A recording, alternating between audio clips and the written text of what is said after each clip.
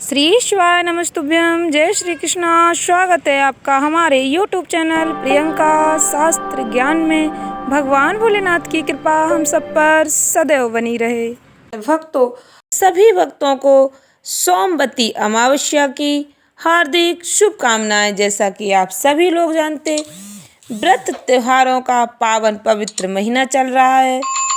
इस महीने में चैत्र अमावस्या इस बार सोमवार के दिन पड़ रही है, इसलिए यह अमावस्या तिथि सोमवती अमावस्या पड़ेगी। भक्तों, सोमवती अमावस्या का हिंदू सनातन धर्म में बहुत ही विशेष महत्व है। चैत्र अमावस्या बहुत ही महत्वपूर्ण मानी जाती है। सोमवार और शनिवार के दिन पड़ने वाली अमावस्या तिथि बहुत ही महत्वपूर्ण होती है। इस बार सोमवार के दिन पड़ने वाली सोमवती अमावस्या पर दुर्लभ संयोग बन रहे हैं। भक्तों, चैत्र अमावस्या के दिन पितरों के साथ ही महादेव की पूजा करने का भी विशेष महत्व है। बहुत ही पुण्य फलों की प्राप्ति होती है। भक्तों, सोमवती अमावस्या के दिन कथा अवश्य श्रवण करनी चाहिए। सोमवती अमावस्या की कथा सुनने मात्र से जन्मों की दरिद्रता दूर होती है, अखंड सौभाग्य का वरदान प्राप्त होता है। भक्तों, सोमवती अमावस्या के दिन पितरों का तर्पण कर दान पुण्य का विशेष महत्व होता है।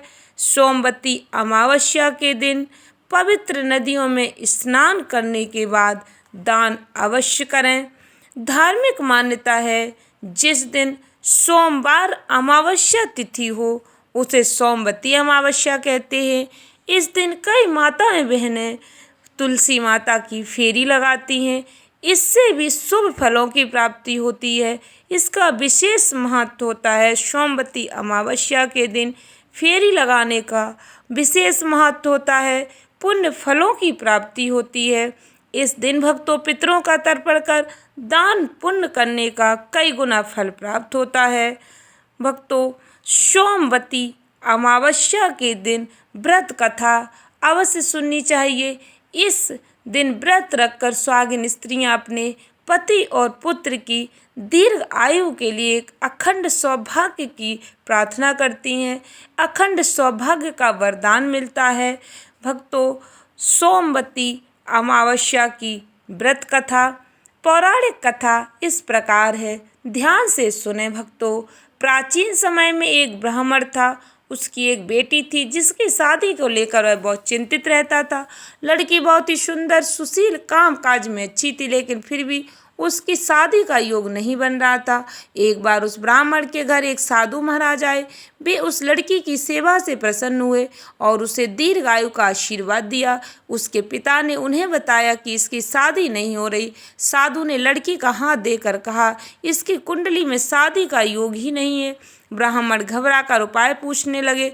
तब साधु ने सोच विचार के कहा कि दूर गांव में एक सोना नाम की औरत है। वह धोबिन है और सच्ची पतिव्रता पत्नी है। अपनी बेटी को उसकी सेवा के लिए उसके पास भेजो। जब वो औरत अपनी मांग का सिंदूर इस पर लगाएगी तो तुम्हारी बेटी का जीवन संवर जाएगा।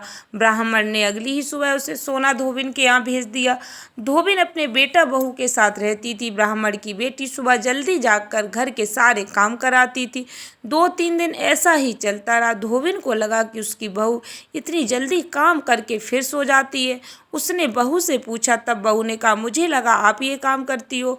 धोबिन ने अगली सुबह उठकर छिपकर देखा कि ये कौन करता है। तब वहाँ ब्राह्मण की बेटी आई। फिर उसे धोबिन ने पकड़ लिया। धोबिन के पूछने पर उसने सारी व्यथा सुना दी।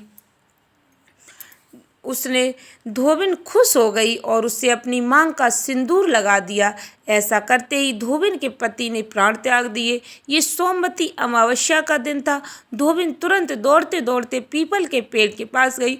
परिक्रमा करने के लिए उसके पास कोई सामान नहीं था, तो उसने ईंट के टुकड़ों से पीपल के 108 बार परिक्रमा की।